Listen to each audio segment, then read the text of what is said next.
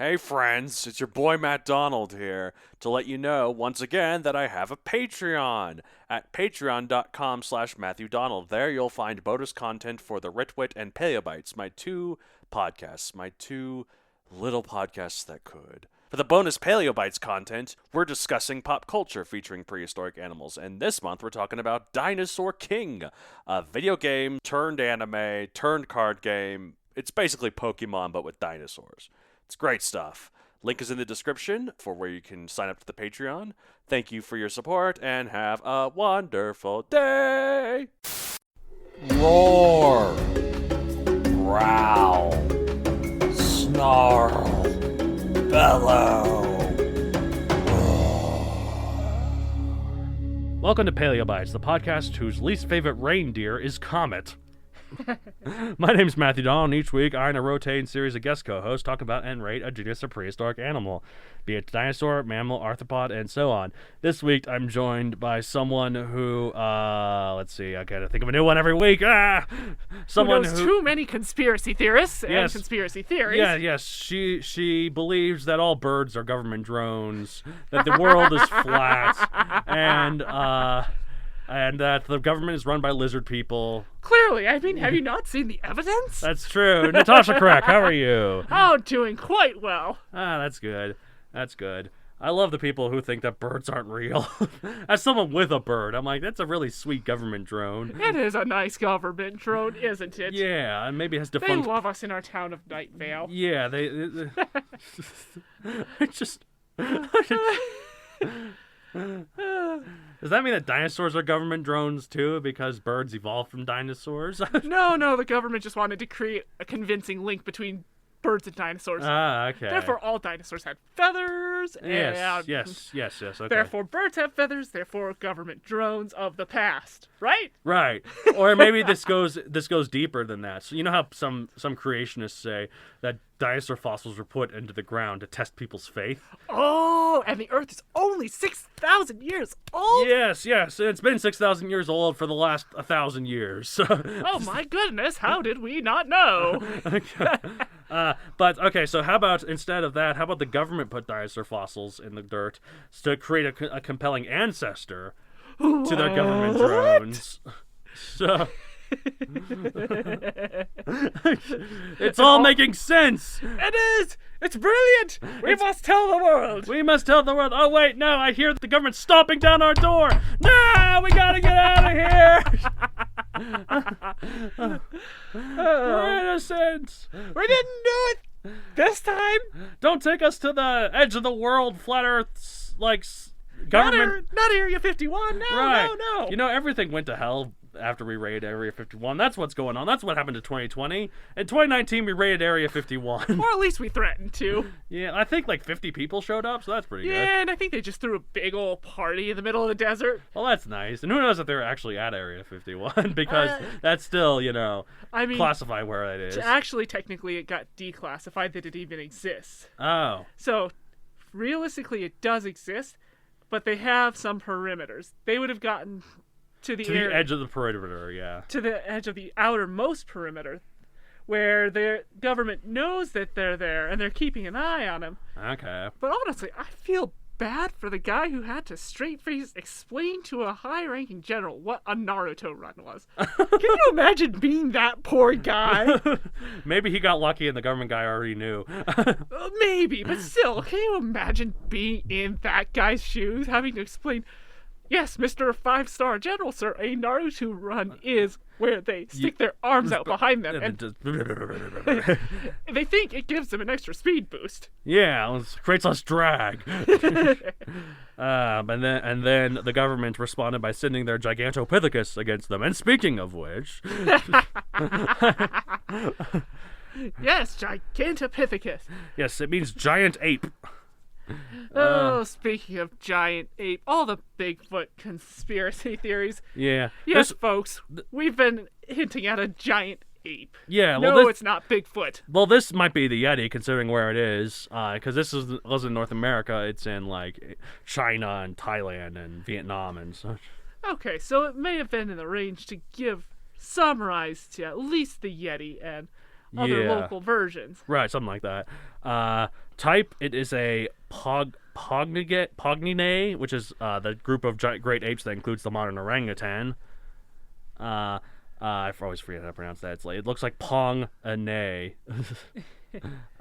Size 9 to 12 feet / 2.7 to 3.7 meters tall. Convenient, Yes. isn't it? Yes, 440 to 660 pounds / 200 to 300 kilograms. It was an herbivore, thankfully. Thankfully. Although I guess like a lot of primates, maybe it added a bit of... Occasionally ate some bugs, Or occasionally scavenged a carcass or something. Yeah, who knows? Primates aren't above it. They're specialists. I mean, they're not specialists, they're opportunists. They are. That's the word I'm looking for. Time, early to mid Pleistocene, it was 2 million to 300,000 years ago. So it really wouldn't have come across humans. No. At least not modern Not humans. Homo sapiens. It might have come across some other... I think Homo erectus was around this time. And stop giggling, everyone! I know everyone giggles when they hear Homo erectus. Come on, folks, get your head out of the sewer. Yeah, come on, guys. Okay, not that we don't enjoy a couple of those bad jokes. What were you saying about that giant fungus again? Oh, that's right. Yes. They're trying to see whose Prototaxites was bigger. So, it was described... Oh, it's right. The location is in China, Thailand, Vietnam, and Indonesia. It was described in 1935. Pop culture appearances, there's quite a few, actually. The 2005 remake of King Kong claimed that Kong's species was a descendant of Gigantopithecus, even though he was more like a gorilla than an orangutan. Mm-hmm. But it's a convenient creature to have a giant ape evolve from, so I get what it Yeah, is. convenience is convenience there. Yeah. Also, Ice Age Continental Drift, where he's a villain voiced by Peter Dinklage. Walking with Cavemen, Zoo Tycoon 2, Ark Survival Evolved, and oddly, the 2016 Jungle Book remake. That's the one I remember most. Yeah, which made King Louie a Gigantopithecus to make him more impressive, and because, as they said, orangutans don't live in India. Well, until they find fossils there, neither did Gigantopithecus. Plus, it's now anachronistic, like highly anachronistic. Highly So anachronistic. whoops. But at least they included his genus name, I Want to Be Like You, twice in rhyme. Right? You might think it's ridiculous. That's me, a Gigantopithecus. Props for them being able to rhyme that. They did, and then they went another one. They just were like, "Oh, I am truly magnificus. That's me, a Gigantopithecus," or something.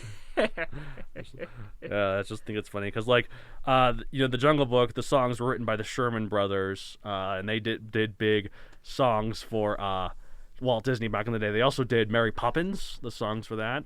Nice. There's currently one Sherman brother alive, and he was actually the one who updated the lyrics for the new one. So Okay. I just like the idea of this old school Disney veteran trying to figure out what rhymes with Gigantopithecus. You gotta give him props for making that work in the first place. Yeah. I mean, that's a weird name to rhyme. Yeah. So this is yet another creature that is basically a big version of a creature we already have in the present. Added to the list. We've done a lot of episodes on this. So far on the podcast alone, we've covered the giant millipede Arthropleura, the giant deer Megaloceros, the giant shark Megalodon, the giant caiman Purosaurus, the giant wolf Canis dirus, the giant snake Titanoboa, the giant beaver Castroides, the giant penguin Anthropornis, the giant elephant Paleoxodon, the giant rabbit Neurolagus. Let's be honest, everything was bigger back then. Yeah. Sorry, Texas, you ain't got nothing on the past. Yeah, Everything was bigger in the past. Except for baleen whales, but literally everything else was bigger in the past. The blue whale is still the largest animal of all time, and it's alive today. But, Correct. But everything else was bigger. But yeah, the actual size estimates of this are actually difficult to determine because only the tooth and jaw elements are known of Gigantopithecus. We haven't found any body fossils at all. Interesting. Yeah. And molar size and body size don't always correlate. That's so very correct with so many species. Yeah, there's some creatures with abnormally large teeth. The jawbone probably makes it, since we do have a jawbone, that probably makes it a little bit easier. Probably. Because unless this thing was like a big bobblehead, but like a Funko Pop. Nah, doubtful. Good, because I hate Funko Pops. The whole point, I don't get Funko Pops. They have no expression. They have all of the same black beady eyes. I'm like, who wants that? Apparently a lot of people do. I don't quite get them either, but I see the appeal. I guess, but it's just like... To each their own, really. Like, there's a Funko Pop of Buzz Lightyear, and it's just like, by having him have that blank expression with the black eyes, Buzz Lightyear's all about doing, like, the upturned eyebrows and the big smile, you know? Just like, the kind of a smirk, you know? But just getting rid of that, I don't know. Anyway, that's my rant. I don't know. That's my rant about Funko Pops. I suppose to each their own. Each their own. But so the size estimates I listed here for Gigantopithecus are currently the most agreed upon at the moment. But then again, like everything in paleontology, this is subject to change with further research. Scientists... And hopefully not further fist fights. I'm looking at you, astronomers. Oh God. What did they do? Oh, the reason Pluto got demoted to a planet... Oh, that's right, because they voted on it. No, they discovered the dwarf planet Eris. And apparently, astronomers got into a fist fight over it. Yes, I remember they discovered other... Yeah, because that's the argument in which I agree of why Pluto shouldn't be a planet. Because if Pluto was a planet, that means you have to count all these other things as planets, too. Yeah. Like Eris, like Makemake, like Ceres. There's some other ones. I don't know, but like it's like... But yes, astronomers, I'm looking at you. You got into a fist fight. Come on, the paleontologists actually have giant drills and hammers. Yeah. And you haven't. We have pickaxes. And they haven't gone to war? Yeah, come on, we're civil. Dinosaurs bring us all together. Astronomy brings us apart. Well, maybe that's not true. Actually, no, astronomy brings us all together, too. The last time we were all one was when the man landed on the moon. So ever since then, it's been constant division. Basically, yeah. All right. But scientists have theorized that Gigantopithecus is a relative of the orangutans for a long while, but a study in 2019 seemingly confirmed this, where scientists used peptide sequencing of dentine and enamel proteins of a Gigantopithecus molar, which basically means determining the amino acid sequence. The study indicated that the modern orangutan and Gigantopithecus last shared a common ancestor in the late Miocene about 10 million years ago. And this same study also calculated that the orangutans and the African great apes like chimps, gorillas, bonobos, and humans diverged about 26 to 18 million years ago. Okay. So there's a long gap in between them. Mm-hmm. So that's kind of interesting. Despite having limited skeletal remains, the Gigantopithecus has always fascinated people. And it's been the public eye for decades, which is pretty remarkable for a non-dinosaur, non-ice age creature. That really is pretty remarkable. Yeah. I mean, again, if you want to drag creationists into this, I would love to hear some of their hilarious apologetics for it. This is Goliath. This is what Goliath was. This just proves that the Bible is true. This is what David killed. Oh, that would probably... Don't give that idea to Ken Ham. He'll run with it. He'll run with it. Oh, and then he'll put it on display at the Ark Encounter. That museum. Didn't that museum get flooded? Didn't that happen? They did actually sue over some water damage. Which is so funny. The jokes write themselves, man. I mean, there's so many YouTubers that have had a field day with that. Man. You're a boat-shaped display. I'm not going to call them a museum. A boat-shaped display. Yeah. And Propaganda you're suing piece. over water damage to a boat? Yeah, exactly. And not only a boat, but a boat that was representative of a vessel that was meant to survive a storm so extreme it ended the world. So you're suing over water damage. And you're made with modern materials? Yeah. But that's okay, though, because according to that museum, penguins hopped all the way from Antarctica to the Middle East, Israel, and kangaroos hopped all the way over, and all the other sloths eventually made their way all the way to Israel. Sloths make some of the least sense. I mean, come on. Sloths. Yeah. And all the different species all fit in an ark that we have the exact dimensions of. Which technically wouldn't even sail if you look at the actual dimensions. Yeah, it's a box. It's a box. I mean, to be fair, I think it was just supposed to weather the storms. That part makes kind of... I mean, the only corroboration we have is that floods did occur in the Middle East in that region. Right. Well, The Tigris and Euphrates regularly flooded. Well, yeah. Sometimes people got swept out to sea, but and nothing of that plus scale. the big flood of human history was when the Ice Age ended and the sea levels rose. Yes. So that's But what. modern humans didn't have a lot of boat technology. Exactly. back So then. they were like, oh, let's make a flood myth. Honestly, there's very few cultures that actually don't have flood myths. Right. If I remember correct, Japan actually doesn't have a flood myth because that's just not funny to them. yeah, that's true. All the tsunamis and hurricanes they get. Yeah, it's just Flood's like just not every funny to day is a them. flood myth. Honestly, just watch the movie Noah. That movie's actually pretty good because I've watched enough segments of it. I want to go put my head through the nearest brick wall. well, Darren Aronofsky's an atheist, so he was doing it because he wanted to talk about the story of like, does humanity worth saving, and treat it as like a fantasy rather than like something that happened. So I kind of appreciate that. I can appreciate it for that alone. Yeah, Now that I 'cause- know that tidbit. Yeah, exactly. No, Darren Aronofsky's a staunch atheist, so he didn't believe in that movie. Like, he doesn't believe that happened. So I mean, there's no evidence for it. right. Anyways, all right. So Gigantopithecus. So yeah, it's pretty remarkable for a non-dinosaur, non-ice age creature that's so famous. I guess it's. I mean, it is in the ice age technically, but it lives in the jungles rather than the snowy tundra, so it doesn't really count. I don't think. It lived during that. It odd made it time. to the end of the ice age, but it first evolved beforehand, Yes. just beforehand. So Like many primates and great apes. I guess it's just because the idea of a giant primate has always fascinated people, from King Kong to Mighty Joe Young, Just so many to others. King Kong again, to Donkey Kong, to Diddy Kong, to Cranky Kong. Who else? I don't know. Let's There's be honest. Us humans are just fascinated with apes. Yes. Apes, primates, the lot of them. Yeah, they're cool. It's just an animal that's really human-like. So. They really are. Well, I mean, humans are really animals. Technically, we are We're great animals. apes. And we are animals, so yeah. There's not a lot genetically that separates us. Yeah, exactly.